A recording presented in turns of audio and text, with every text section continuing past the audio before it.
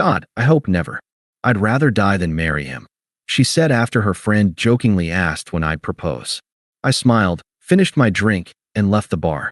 She called an hour later, voice shaking, asking why I left. I said, just saving you from a fate worse than death, and hung up. Hey viewers, before we move on to the video, please make sure to subscribe to the channel and hit the like button if you want to see more stories like this. Thanks. The bar was all polished concrete and neon accents, the kind of place where the cocktails have names like Smoked Regret and cost more than a decent steak. I hated it, but Chloe loved it, and Maya and Jenna lived for it. So here I was, on a Thursday night, playing my part. My part was the boyfriend, the driver, the wallet, the listener. I nursed a beer, the lone sturdy brown bottle in a forest of delicate, colorful glasses. Chloe was holding court, telling a story about her disastrous presentation. Her hands flew through the air, her laugh a bright, sharp bell I used to find exhilarating. Now, I mostly noted its volume. And then he had the audacity to ask for my sources. As if the data visualization wasn't intuitive enough, she finished, rolling her eyes. Maya and Jenna nodded in fervent sympathy. Total power play, Maya said, sipping her violet-hued drink. Classic mid-manager insecurity, Jenna affirmed. Chloe's hand found my forearm, her grip tight, her nails, painted a color called Boss Bitch Red, digging in just a little. Leo gets it, don't you, babe? You know how it is with these tech bro dinosaurs. They all looked at me. My role required a line. Sounds frustrating, I offered, giving her arm a pat. It was the right line. She beamed, squeezing my arm again before releasing it to grab her drink. A frothy pink thing called a Paloma Promised. She'd ordered it because the name was iconic. I went back to my beer. I'd heard a version of this story already, at home over takeout. I'd listened, I'd validated her feelings. I'd even suggested a diplomatic way to handle the mid-manager dinosaur next time.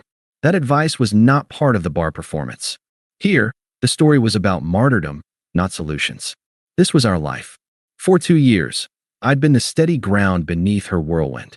When she'd been laid off 8 months ago, I'd covered the rent, cooked the meals, and talked her down from 100 panic spirals.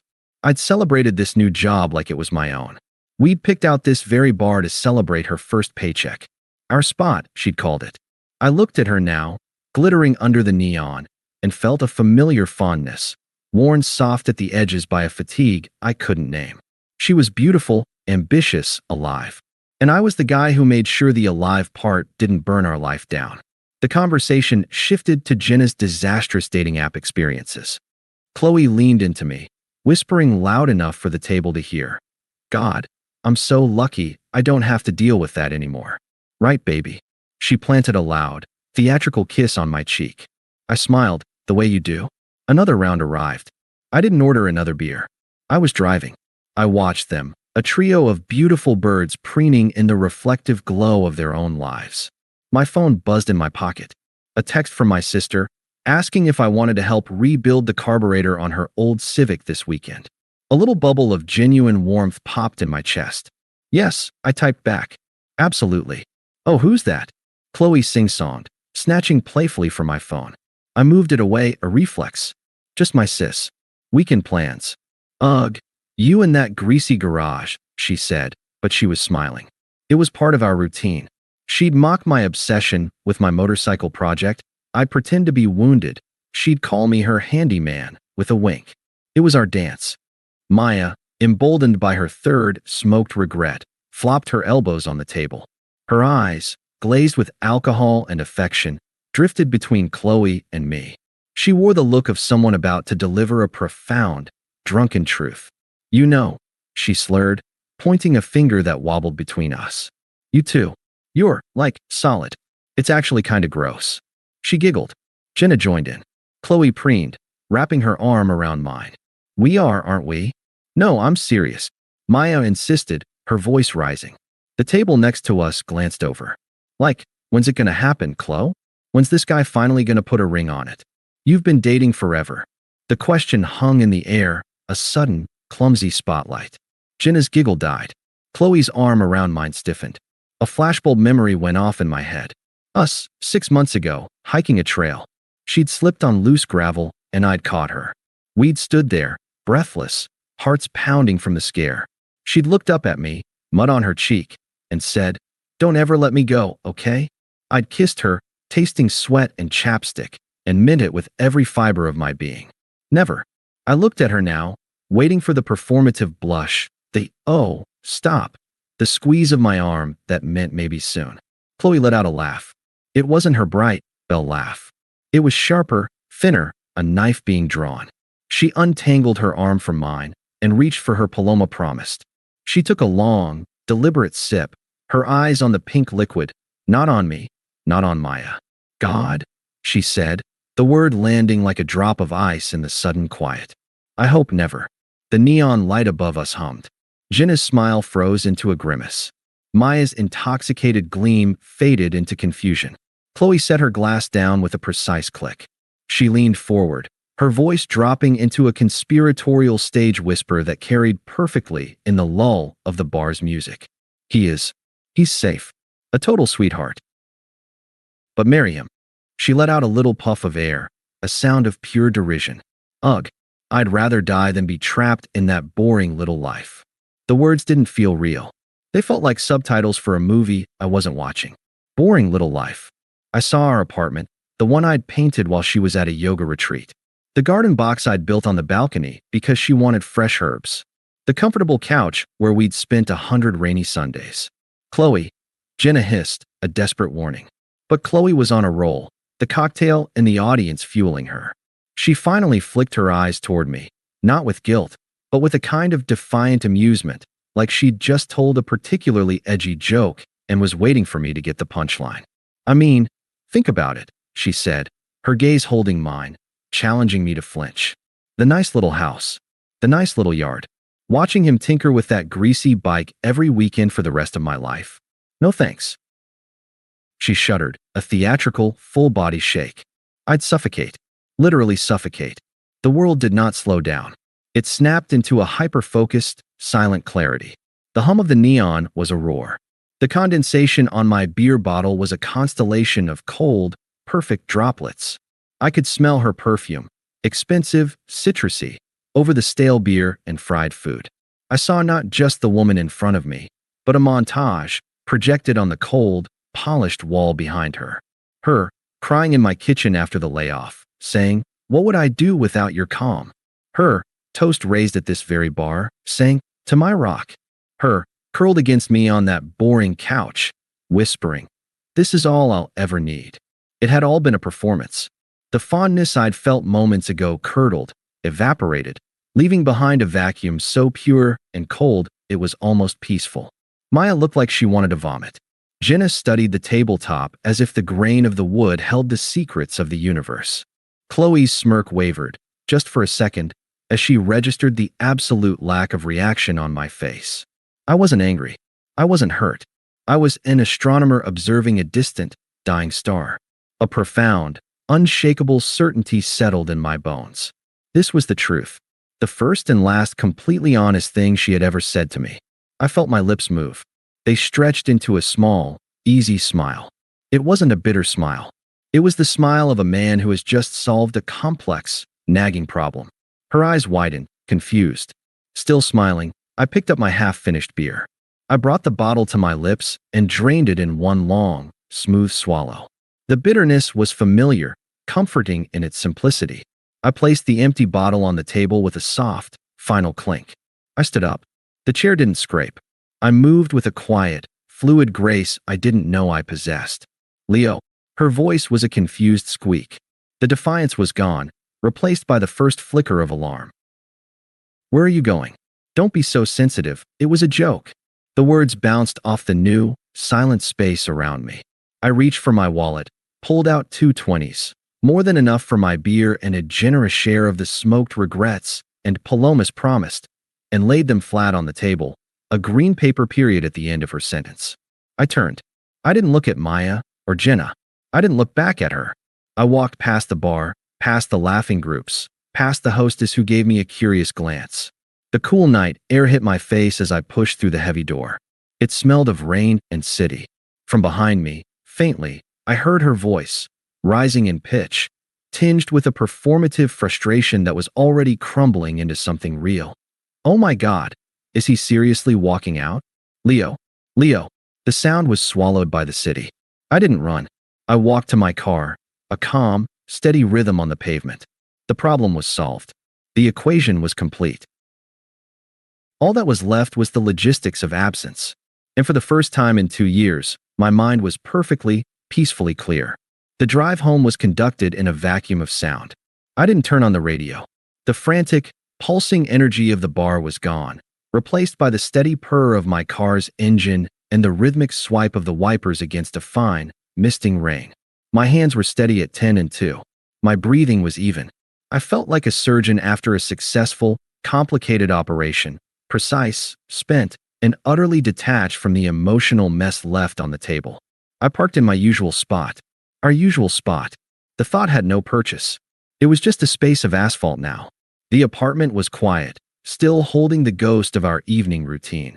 Her heels kicked off by the door, a lipstick-stained glass by the sink, the throw blanket rumpled on her side of the couch. I didn't look at any of it. I walked past the living room, past the bedroom door, and into the second bedroom I used as an office and a den. This was my space, the one she'd always half-jokingly called my man cave, with a tone that implied it was a childish indulgence. Here, the bookshelves held my engineering textbooks and motorbike manuals, not the aspirational decor magazine she favored. A framed map of a hiking trail we'd never gotten around to doing. My old, comfortable desk chair. I sat down. The cold, analytical clarity that had descended in the bar hadn't lifted. It had crystallized. There was no pain yet. Pain required connection, a sense of loss. What I felt was the absence of a weight I hadn't realized I was carrying. The weight of her performance and my complicity in it. I opened my laptop. I created a new document. The title, Exit Strategy. The actions flowed from my fingers, a logical sequence divorced from emotion. Phase 1, immediate segregation. Move essential items to guest room tonight. Clothes, toiletries, laptop, crucial documents. Change passwords on all financial accounts. Joint savings was negligible, but still. Forward personal email to a new, private account. Phase 2, physical extraction. Research short-term rentals / Airbnbs for 1 month minimum. Budget, flexible. Contact 2 guys and a truck movers for a small load, ASAP appointment. Priority items, toolboxes, motorcycle gear, personal books, desktop computer, bike parts. Secure a temporary storage unit for said items if new place isn't ready. Pack remaining personal belongings into boxes clearly labeled LEO. Phase 3, communication blackout. Block Chloe on phone, WhatsApp, Instagram, Facebook, LinkedIn. Set email filters to automatically archive anything from her address. Inform landlord, via formal email, of intent to remove myself from the lease, citing cohabitation breakdown. Offer to assist in finding a replacement tenant or pay penalty fee. Phase 4, financial and legal disentanglement. Cancel shared streaming services, her accounts. Remove my card from her Uber Eats account. Draft a simple, civil email outlining division of remaining shared items. TV, microwave, the damn couch. Propose she keeps all, I take none, in lieu of any further financial discussion. Locate my copy of the lease. I worked for 2 hours. I booked a furnished studio apartment in a complex across town, available for move-in tomorrow afternoon. I scheduled the movers for 9 a.m., noting in the instructions, items only from home office and marked boxes in second bedroom. No items from master bedroom or primary living area. I paid the deposits with a calm, swift efficiency. My phone, face down on the desk, began to vibrate. Then again, and again, a fluttering, angry insect. I imagined her, back in the apartment she'd shared with Maya and Jenna, or maybe still at the bar, fueled by indignation and confusion. The screen would light up with her name, then a number I didn't recognize, then maybe Maya's number. I didn't flip it over. The vibrations were a distant weather event. Finally, around 1 a.m., as I was sealing a box of photos, only the ones of my family, my friends pre-Chloe, it rang with the unknown number. Some last ghost of the man I'd been 2 hours ago, made me pick up, not to hear her, but to formally pronounce the death of that ghost. Leo, what the hell? You just left me there. You embarrassed me. Her voice was a weapon, sharp with anger, but the edge was brittle. Underneath it, I heard the first tremor of panic. She'd expected a fight. She'd expected me to come home wounded, to argue, to beg for an explanation. She'd prepared for a dramatic reconciliation scene. My silence was a script she didn't know. I looked out the window of my office at the darkened city. My voice, when it came, was flat, placid, the voice of a customer service agent ending a call. Just saving you from a fate worse than death. I ended the call. I powered the phone off completely. The silence that followed was total, and it was mine. The next 72 hours were a study in mechanical motion. I slept, deeply and dreamlessly, on the guest bed. I woke at 6. When I heard her key in the lock around 6:30 p.m., late, probably after debriefing with her friends, I was in my office, the door closed. I listened to the hesitant footsteps, the pause outside the door, the knock. Leo, are you in there? We need to talk. Silence. This is ridiculous. You can't just hide. A harder knock. Then, the sound of her retreating footsteps, louder and angrier. The following morning, a Saturday, I left as she slept. I met the movers at the curb. They were fast and efficient. In 20 minutes, my motorcycle, draped in a cover, for boxes of tools, 3 boxes of books and personal effects, and my computer were loaded into their truck. I handed the foreman the key. Just leave it inside the apartment door when you're done, I said. I drove to the new studio. It was beige, anonymous, and smelled of clean linen. It had a small, bare balcony. I put my single suitcase in the corner. This wasn't a home. It was a forward operating base. And I felt more at peace standing in its emptiness than I had in our curated, adorable apartment in months. The digital deluge began in earnest. It followed a predictable, pathetic curve. Phase 1, righteous anger. From her number, after I'd unblocked it briefly to ensure she got the legal/logistical emails. Chloe, you're overreacting. It was a joke. My friends think you're being a manipulative jerk. Chloe, I can't believe you're doing this. After everything I've given up for you. Chloe, you're really just going to ghost me? What are you, 12? Phase 2, guilt and gaslighting. From Jenna's number. Unknown. Leo, it's Jenna. Look, Chloe's really upset. She didn't mean it like that. You know how she gets after a few drinks. She loves you. Can you please just call her? From a different unknown number. Likely Maya. Unknown. Dude. Harsh. She's crying. Phase 3, feigned concern and hoovers. From her number again. Chloe, I'm worried about you. This isn't like you. Where are you staying? Please talk to me. We can fix this.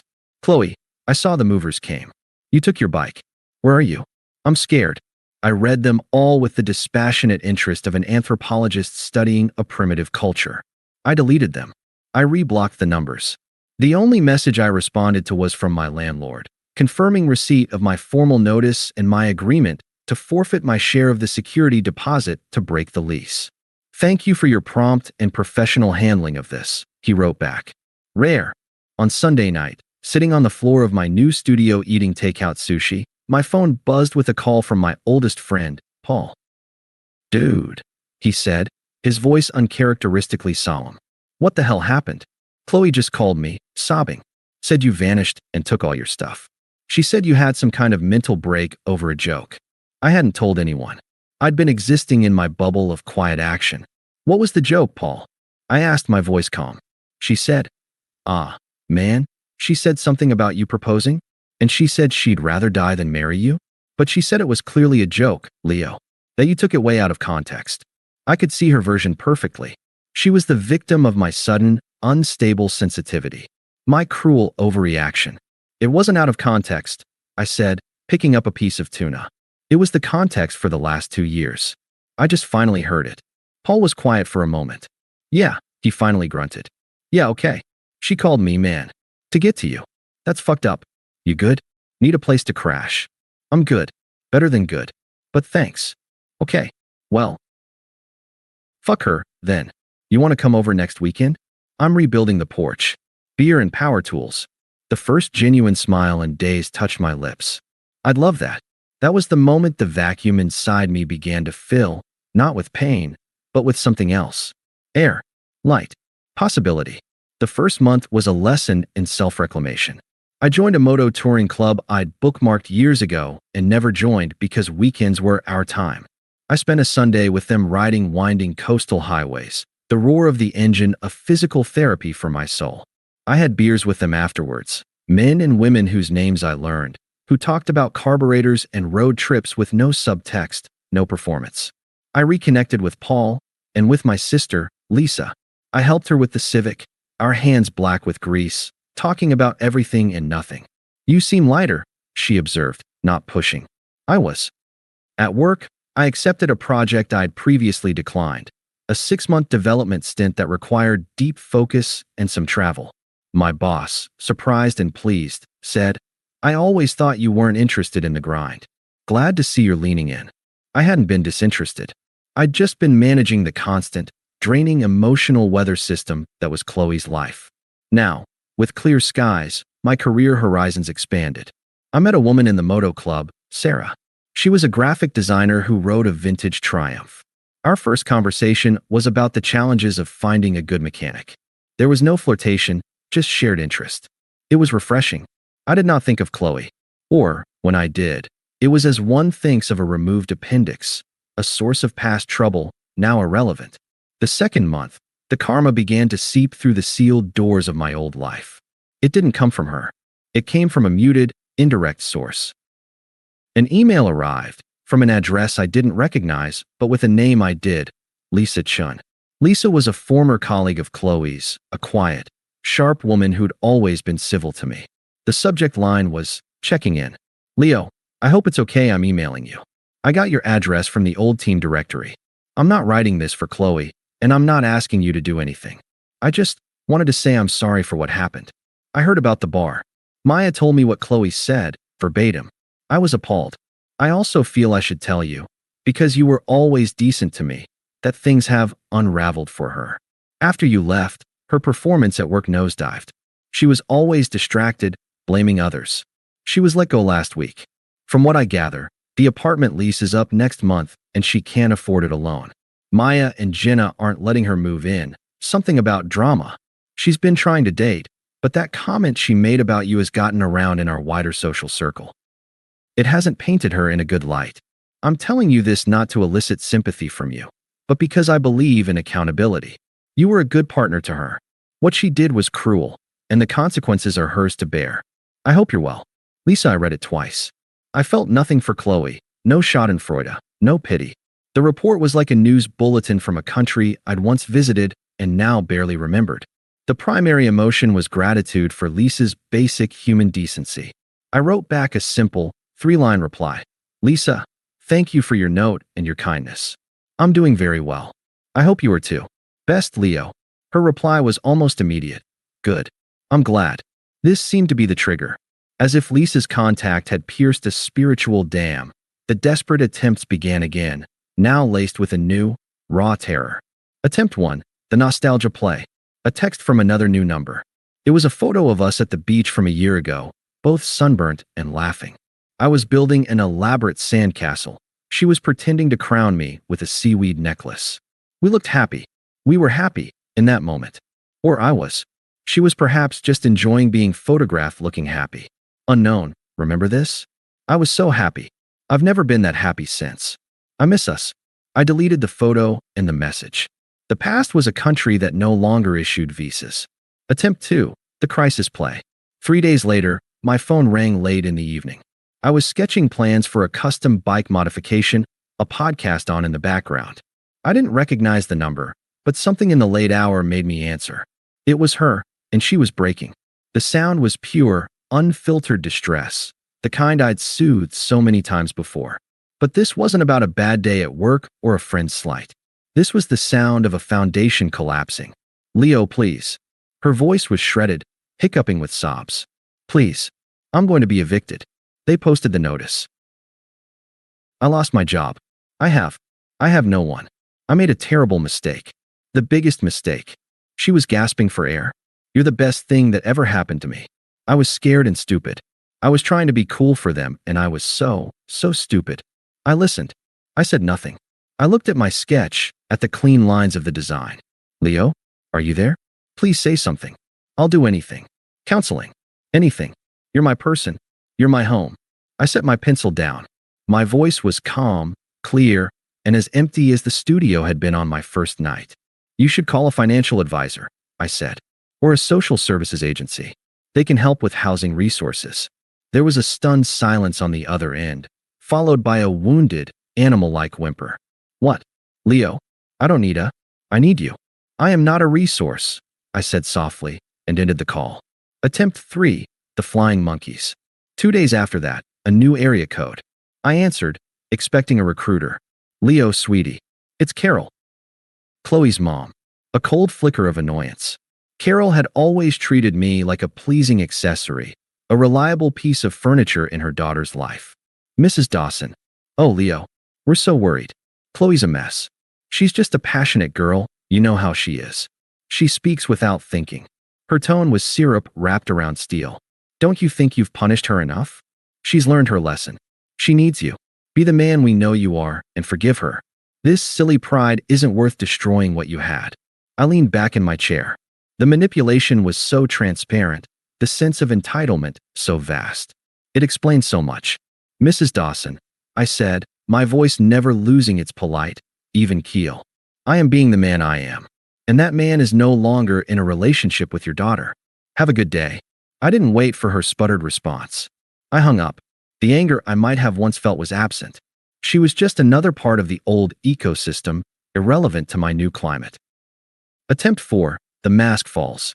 It came that night, a final, splenetic text from the number she'd used for the crisis call. The raw need was gone, burned away to reveal the bitter ash beneath. This was the unvarnished truth, the core of her, exposed by desperation. Chloe, fine.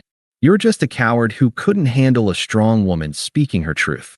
You were always boring and small, and I'm better off. You did me a favor by leaving. Have fun with your sad, empty life. I read it, and for the first time since that night in the bar, I felt a true, deep emotion regarding Chloe Dawson. It wasn't hurt. It wasn't anger. It was amusement. I didn't reply. I didn't block the number immediately. I saved the message. It was the perfect coda, the receipt I never knew I needed. Proof that the fate worse than death she'd so feared had been, for me, the key to a life that was finally, authentically, my own. I powered down my computer. The studio was quiet. Through the sliding door to my small balcony, I could see the lights of the city, not as a place I was trapped, but as a landscape of possibility. The unraveling was complete, hers. Mine was a weaving, thread by steady thread, into something stronger. The middle had breathed. The silence had spoken. And now, the arc was ready to rise. 6 months to the day after I walked out of that bar, I closed on the house. It was a 1950s ranch-style fixer-upper on a quiet, tree-lined street, with a detached garage that was larger than my old studio apartment. It needed work. The kitchen was a time capsule, the floors squeaked with history, and the garden was a jungle. But the structure was sound. It had space for a workshop. It had a front porch. It was, by any definition, the beginning of a nice little house. The irony wasn't lost on me. It just didn't sting. It was simply data. The life she'd scorned as a prison was now my chosen freedom.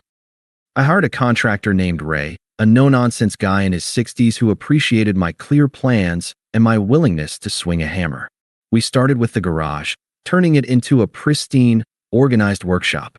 The sound of saws and the smell of fresh cut wood were my therapy. My career project was a success, earning me a promotion and a significant bonus that went straight into the house fund. The Moto Club was a regular fixture in my life. Sarah and I had gone on a few casual group rides and shared a couple of easy, laughter-filled beers afterwards. There was a quiet, mutual interest, but no rush. Everything in my life now had a sense of natural, unforced timing. The final thread from my old life was the condo. Our lease had been broken, but I'd still been on the hook for my half of the penalty. I'd paid it without complaint, a small price for clean severance. The landlord, grateful for my lack of drama, had offered me first right of refusal to buy the place when the owners decided to sell. They decided. I'd made a fair, cash offer, below asking but simple and fast. They'd accepted. I wasn't sentimental. It was a good investment in a rising market. I would clean it, paint it, and sell it for a profit. It was a business transaction. The day this sold sign went up in the front yard of the old condo, felt like the last period on a very long, poorly written chapter. That same afternoon, as I was loading tools into my truck outside the new house, my phone buzzed. It was a local number. I answered, assuming it was Ray or the tile supplier. Leo? Hi. It's Lisa. Lisa Chun. Her voice was hesitant, apologetic. Hi, Lisa. I'm so sorry to bother you. I thought you should know. Chloe knows you bought the condo. Someone from the building told her. She's not taking it well. She's been telling people you're trying to financially destroy her, to lord it over her. I think she might try to confront you. I just wanted you to be prepared. I leaned against the warm side of my truck. The sun was high, the air clean. Thanks for the heads up, Lisa. I appreciate it. But it's fine. It's just a property.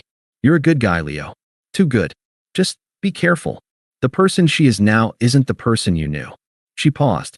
Actually, maybe she is. You just see it clearly now. I do. Thanks again. I hung up. I wasn't worried. I felt a distant curiosity, like wondering what the weather was doing in a city I'd left behind. The confrontation came 2 days later.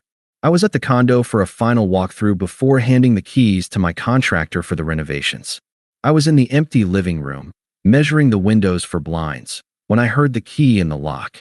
My key, the one I'd left for the movers. She must have kept it. The door opened, and she stood there.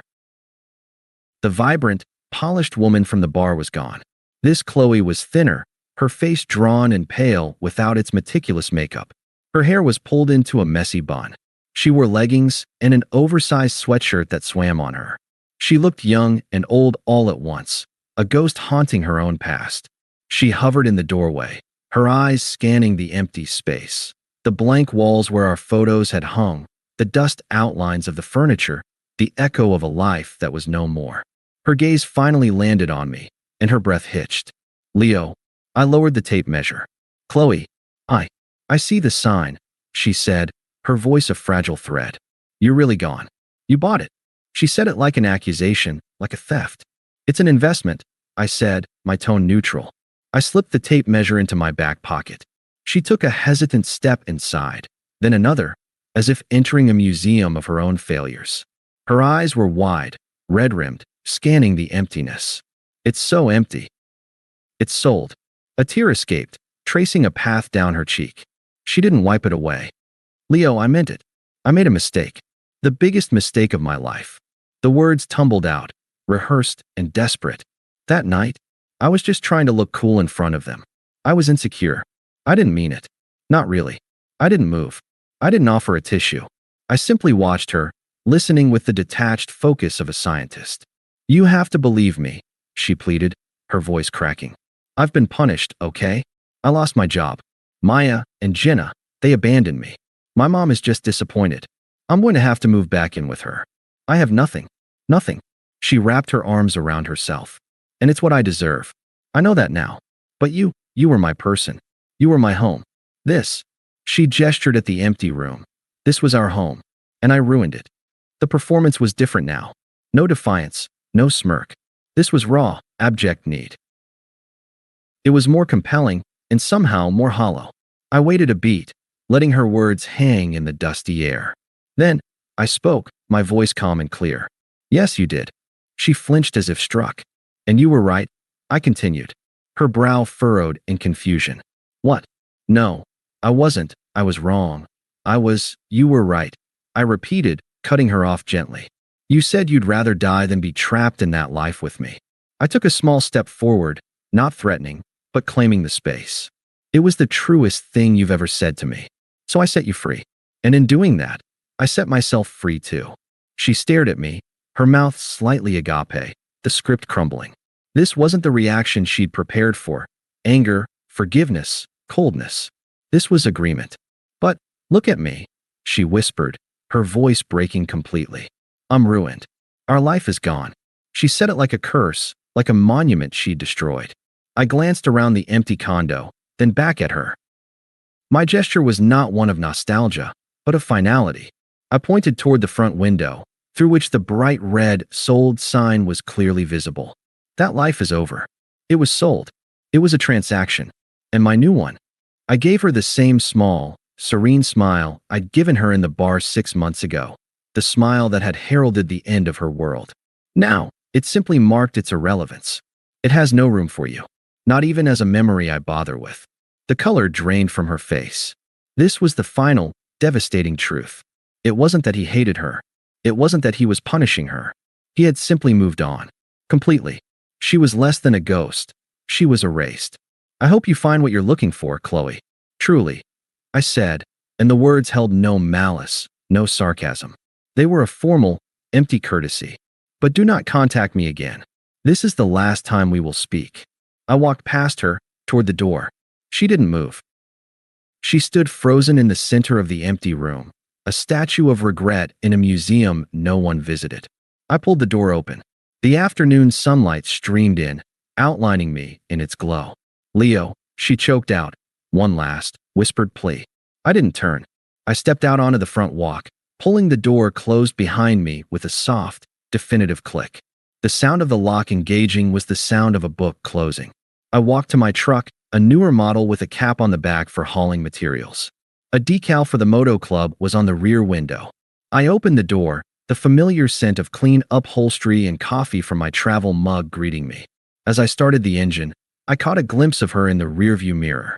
She was standing at the living room window, her hand pressed against the glass, her face a mask of utter desolation, watching the sold sign, watching me leave for the second and final time.